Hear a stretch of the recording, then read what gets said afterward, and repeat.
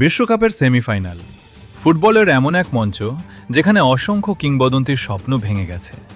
কিন্তু একটি দল আছে যারা এই মঞ্চে উঠলেই যেন ইতিহাস তাদের পক্ষেই কথা বলে। দলটির নাম আর্জেন্টিনা। 1930 সাল উরুগুয়েতে অনুষ্ঠিত হয়েছিল ইতিহাসের প্রথম ফিফা বিশ্বকাপ। ফুটবল তখনও বিশ্বজুড়ে আজকের মতো জনপ্রিয় হয়ে ওঠেনি। সেই আসরের সেমিফাইনালে যুক্তরাষ্ট্রের মুখোমুখি হয়েছিল আর্জেন্টিনা। শুরু থেকে আক্রমণাত্মক ফুটবল খেলে তারা 6-1 গোলের বিশাল জয় তুলে নিয়ে ইতিহাসের প্রথম বিশ্বকাপ ফাইনালে জায়গা করে নেয়। তবে ফাইনালে স্বাগতিক উরুগুয়ের কাছে 4-2 গোলে হেরে প্রথম বিশ্বকাপ জয়ের স্বপ্ন অপূর্ণই থেকে যায়।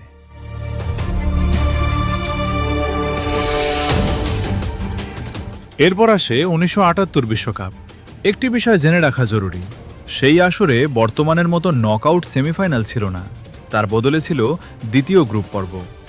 সেই গ্রুপে ব্রাজিল, পোল্যান্ড ও পেরুর বিপক্ষে খেলেছিল আর্জেন্টিনা। শেষ ম্যাচে পেরুকে 6-0 গোলে হারিয়ে গ্রুপ সেরা হয়ে ফাইনালে ওঠে তারা। এরপর নেদারল্যান্ডসকে 3-1 গোলে হারিয়ে ইতিহাসে প্রথমবারের মতো বিশ্বকাপের শিরোপা জিতে নেয় আলবিসেলেস্তেরা। এরপর কেটে যায় 8 বছর। 1986 মেক্সিকো বিশ্বকাপ। পুরো ফুটবল বিশ্বের আলোচনার কেন্দ্রবিন্দু একজনই, দিয়েগো ম্যারাডোনা। সেমিফাইনালে প্রতিপক্ষ ছিল শক্তিশালী বেলজিয়াম। ম্যাচ জুড়ে অসাধারণ নৈপুণ্য দেখিয়ে জোড়া গোল করেন ম্যারাডোনা। তার দুর্দান্ত পারফরমেন্সে 2-0 গোলের জয় নিয়ে আর্জেন্টিনা নিশ্চিত করে আরেকটি বিশ্বকাপ ফাইনাল। এরপর ফাইনালে পশ্চিম জার্মানিকে 3-2 গোলে হারিয়ে 1978 সালের পর দ্বিতীয়বারের মতো বিশ্বকাপের সোনালি ট্রফি নিজেদের করে নেয়। 4 বছর পর 1990 বিশ্বকাপ। প্রতিপক্ষ স্বাগতিক ইতালি। নেপলসের স্টেডিয়ামে হাজারো ইতালিয়ান সমর্থকের সামনে কঠিন লড়াইয়ে নামে আর্জেন্টিনা। নির্ধারিত সময় ও অতিরিক্ত সময় শেষে ম্যাচের স্কোর ছিল 1-1। ফলে ম্যাচ গড়ায় টাই ব্রেকারে। সেখানে গোলরক্ষক সার্জিও গোকোচিয়ার দুটি দুর্দান্ত সেভ আর্জেন্টিনাকে 4-3 ব্যবধানে জয় এনে দেয়। সেই জয়ে টানা দ্বিতীয়বারের মতো বিশ্বকাপের ফাইনালে ওঠে তারা। তবে ফাইনালে পশ্চিম জার্মানির কাছে 1-0 গোলে হেরে শিরোপা হাতছাড়া হয়। আবার দীর্ঘ 24 বছরের অপেক্ষা। 2014 ব্রাজিল বিশ্বকাপ। লিওনেল মেসির নেতৃত্বে নতুন স্বপ্ন দেখছিল আর্জেন্টিনা। সেমিফাইনালে প্রতিপক্ষ নেদারল্যান্ডস। 120 মিনিটের টানটান লড়াইয়েও কোনো দল গোল করতে পারেনি। ম্যাচের ভাগ্য নির্ধারণ হয় টাই ব্রেকারে।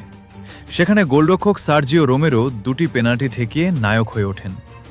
টাই ব্রেকারে 4-2 ব্যবধানে জিতে 24 বছর পর আবারও বিশ্বকাপের ফাইনালে পৌঁছে যায় আর্জেন্টিনা। তবে ফাইনালে অতিরিক্ত সময়ে জার্মানির কাছে 1-0 গোলে হেরে আরেকবার স্বপ্ন ভেঙে যায়। এরপর আসে 2022 কাতার বিশ্বকাপ। মনে করা হচ্ছিল এটি লিওনেল মেসির শেষ বিশ্বকাপ, আর কোটি কোটি সমর্থকের একটাই স্বপ্ন, মেসির হাতে বিশ্বকাপ দেখা। সেমিফাইনালে প্রতিপক্ষ ছিল 2018 বিশ্বকাপের রানার্স আপ ক্রোয়েশিয়া। অনেকেই ভেবেছিলেন ম্যাচটি হবে কঠিন, কিন্তু মাঠে দেখা গেল সম্পূর্ণ ভিন্ন চিত্র। মেসির 1 গোল ও 1 দুর্দান্ত অ্যাসিস্ট সঙ্গে জুলিয়ান আলভারেজের জোড়া গোলে 3-0 ব্যবধানে জয় তুলে নিয়ে আর্জেন্টিনা আবারও ফাইনালে পৌঁছে যায়।